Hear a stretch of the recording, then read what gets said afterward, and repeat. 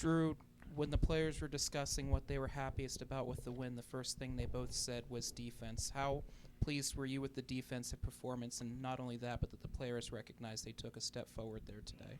Yeah, it's something that, like, it's not a mystery of what's been happening in our losses, right? We haven't defended well, and we hadn't done a really good job in transition. And tonight or this afternoon, I thought we made some progress in those areas. So, you know, kudos to those guys for. I think the mindset for them was different, right? Where, um, like, I don't know if you guys noticed, Terrence Ginier was picking up full court. He tried to set a tone, and that's a lot of what we talked about. I said, if you're the point guard, you're the first person that we see on defense. And if you're laid back and your hands on your knees, what do you expect the rest of the guys to do? And he took initiative tonight, right? And he guarded that guy full court. And he did it playing 34 minutes. That's not an easy task, but it was important to him. So I thought he did a great job setting the tone, especially in our man-to-man defense. And then our zone was strong tonight. Our zone was strong throughout the game. I thought it gave him some problems. The shots they did get were shots we were comfortable with, and then we rebounded well out of the zone. Yeah, you mentioned rebounding well. You or I was 8-1 when they out rebounded teams coming into this game. You guys out rebounded them by 10. How important is controlling the glass in a physical environment like today? Man, it's in every environment, right? If you can control the glass, you just give yourself a good opportunity of controlling the possessions, right? And I thought we did a good job. I mean, we gave up 10 offensive rebounds. 3 of those were in the first possession of the second half, right? For Rhode Island. So I thought we did a good job throughout the game on the glass, just boxing out, rebounding in. When we needed some important stops, I think Jakob pulled down 2 or 3 in a row in that stretch when it was about a six-point game. It could swing any way if you allow second chance opportunities. And he had 2 hands on the ball, both forearms on the ball. He got him above the rim. He did a great job securing those rebounds. Coach, how do you carry momentum into a game like George Mason with a win at home in conference play? You just build, right? You just try to continue to build. You know, it's going to take another effort to go down and play George Mason on the road, but right, you take some of the things that you did in this game and see if you can, you know, duplicate them, right? See if you can, you know, tinker with some things. So, all in all, I think it does something for our guys' confidence, man. Like, we've been trying our butts off, you know, and we've come up short in different ways, right? I don't think the losses that we accumulated were for a lack of trying, right? There's probably one in there that I'm very disappointed in, but I think we've been trying our butts off, like I said, and then getting a win today against a hot team. That team had won 3 in a row. They beat Mason. They beat Dayton. Right? They walked in here with some confidence to them, and I thought we really played well throughout the game. So hopefully we can continue to build on that. Drew, as a former college player, you kind of know the mindset of the college guys. What takes so long for light bulb to come on the defense, and how do you get them to come out the next game and have this kind of a mindset? Because when that team came back, they stayed with it, I think. Yeah, for sure. You know, there's so many things that happen throughout the game, and it's really controlling the emotional balance. I don't think it's that we don't want to play defense, right? I don't think that's ever the agenda, right? But when you turn the ball over or you miss shots, right, the message was we got to be even tougher defensively. Like, the only solution is to get a stop. And sometimes that's not always the case. We get down on ourselves, right?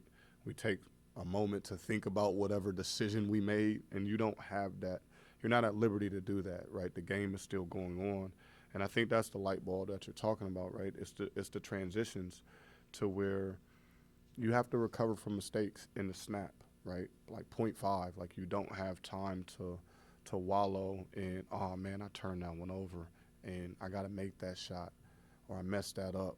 You don't have time for it. And I think our recovery was much better in today's game than it has been in some of the games of the past.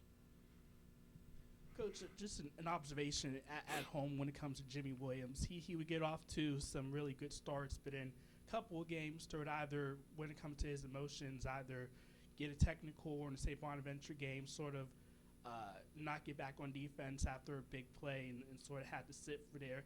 In this game, he hit a three after another big start, but sort of toned himself down after the play. Have you had either any conversations with him when it comes to his emotions and possibly, hard to say, like not getting too amped up and sort of, keeping it level?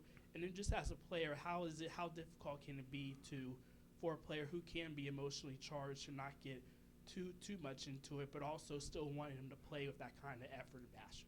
Yeah, he feeds off of energy, right? And like he's not trying. It's not for a lack of trying. Like he loves to play basketball. Like some of those plays, he's not celebrating his own success. He's celebrating the team's success. I just told him, listen, we don't have time to celebrate, man. We got to take another step forward, right? We have to mature and find another solution. I told him, pour all of that energy into getting a stop and into being ready. And he's trying, right? He's trying to take those steps. I think the biggest thing for Jim was not being in foul trouble. If you go back to those past home games and we look at our splits, he's in foul trouble for majority of them, picking up too early fouls. And that kind of, like you said, he may get off to a good start. It disrupts his flow. Tonight he avoided any silly fouls, and he was able to play throughout the game. And you can see how important he is to have on the court just with his scoring ability, his rebounding, and playmaking. When you talk about the defense and kind of their reactions and that flipping on, is that something you've noticed in the past carrying over from practice into games? And if so, like this week, did you notice maybe an uptick in that in practice coming into this game? Yeah, you build all your habits in practice, whether good or bad, right? So, if you see something like that's showing up in the game, take a look at your practice plan, right? What's going on in practice? So that is something that, from a staff point of view, like, all right, we gotta make that correction, right? Because it's showing up. So, working on transition. Now, we try to fix everything, but like, there's got to be a want to, and a buy-in from the players as well too. And sometimes we become too emotional, and we're not recovering from either a basket, mistake, whatever the case may be. We weren't recovering fast enough at the speed that I wanted to. So I think a lot of maybe what you've seen today is how we practice, right? We had to change the emphasis in practice. We had to monitor it. We had to be tough on it about it just so we can get over the hurdle in the game. Coach, what was the messaging in practice after that St. Bonaventure loss, and what was the overall atmosphere like in those practices preceding today's game? I talked a lot about stops. Get stops, get stops, get stops. Score, get a stop. Turn the ball over, get a stop. We got to be tougher, right? When you look back at the Bonaventure game, the first half, I thought we were pretty strong, and then we just flatlined. And maybe we thought that the game was going to be gift-wrapped to us. Whatever the case may be, we didn't come out with the right mindset and energy in that second half, and they ran over us for 50 points. So a huge defensive emphasis that went into practice, whether it be half court or transition, of just trying to make sure that we play a complete 40 minutes of basketball. And I think that was the key. I just continued to try to implore the guys that whatever group was on the court, like, hey, what you do here defensively is going to be a direct reflection of what's going to happen in the game, right? I told our second group that they were struggling defensively yesterday a little bit. I said, and I probably kept them out there for about 15 reps in a row till they figured it out, because I said, hey, you guys are going to win us the game. You're either going to win it or lose it, so you better figure it out. and we repeated the same action over and over again until they started to feel the responsibility, that how important it has to be. So hopefully some of those things hit home, and we can continue to build and grow from it. Coach, so Ginyard and Williams seem to be the heart of the team here. They get a lot of the publicity, but talk about Dixon and Hughley, that tandem and what it did today. Well, Dixon probably spent more time on the bench than usual because he was fouling at an alarming rate. But outside of the fouls, just what Dave gives to this team is of unbelievable importance, right? He's so solid defensively in what he does. I know he fouls at times, right? But as far as being in pick and roll defense, recovering from other people's mistakes, right? He covers up so many miscues that we have defensively, and he's been doing that for years, and he's exceptional at doing it. Him and Jakob Netjes. And I thought in the second half, our bigs, they started to settle in a little bit more. We missed some shots around the rim, especially in that first half, that were makeable. And I thought, John, he settled in, he drew attention, he was solid, he wasn't rushed, he scored the ball, he passed it well, and Jakob did the same thing. And also throwing in Alex Williams, he was solid. I told him, I said, listen, you're a good shooter, but you settled for way too many jumpers. Put your head down, lower your shoulder, and get to the rim. And he did that, especially in the second half. And those guys came up with some big buckets around the rim to complement a TG and a Jimmy Williams. Drew, kind of as a follow to Matt and Hunter's questions, seeing it in practice is one thing, but how much did you feel the energy shift when they felt it in a game, and how do you think that maybe contributed to such an amazing stat line that you all had today? Slash line 44-44, and then you guys shot 99 from the line. Yeah, I thought we continued to feed off of the energy, right? I thought we had a confidence to us, right, that even when Rhode Island made a push and a run at us, that we had a good poise about us. We didn't get rattled. We stayed true to our game plan and what we wanted to accomplish, and we answered, right? We answered all of their runs, and we did it not only just getting a basket, but right, coming down and getting two stops in a row. I thought those things were important. So, those are things that we work on in practice, trying to put 3 stops together in a score, So I think you see some carryover from your practice plan, and that's a good sign. That's a sign of progression. So, like I said, we want to continue to build in that direction.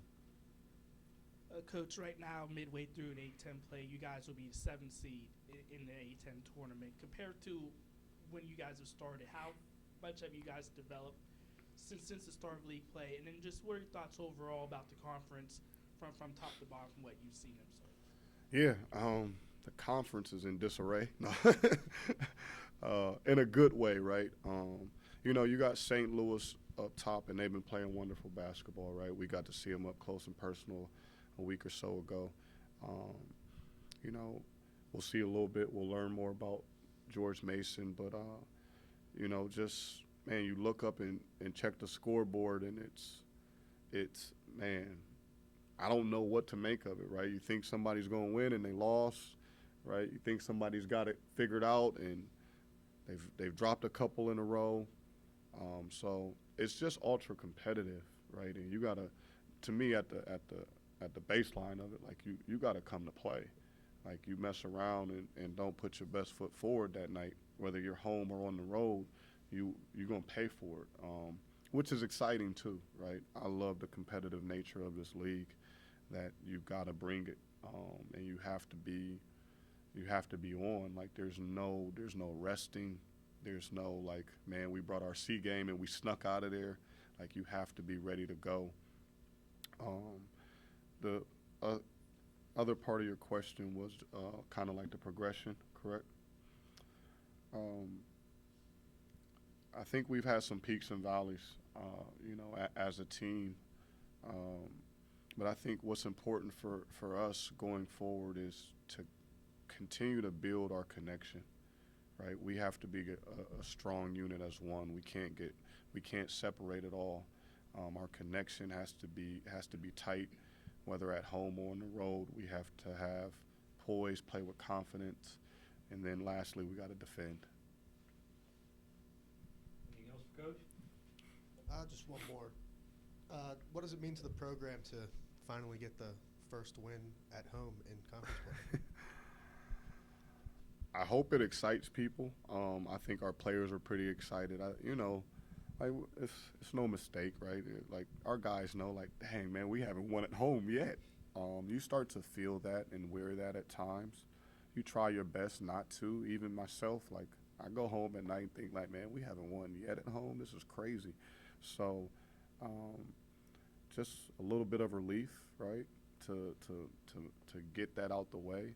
Because as those things, like we're human, man, as those things start to mount up, right, you start to feel some of those pressures, even though you're trying to downplay it and adjust in different ways. It's still a real thing. It's just how you handle it, right? So we're just trying to handle it the best way that we can, and go about just doing our job. But there is a confidence that comes with it, right? There's a feel good moment to make sure we finally get that first win at home. And part of your spirit, man, is like you want to protect UMPC Cooper Fieldhouse. Like you want to make sure that you can protect this home court here. So we just got to continue to build that up, man. We can't let anybody just walk in here and just keep beating us, man. We gotta put a stop to it. Thank you, Coach. Cool. Appreciate you guys. Yes,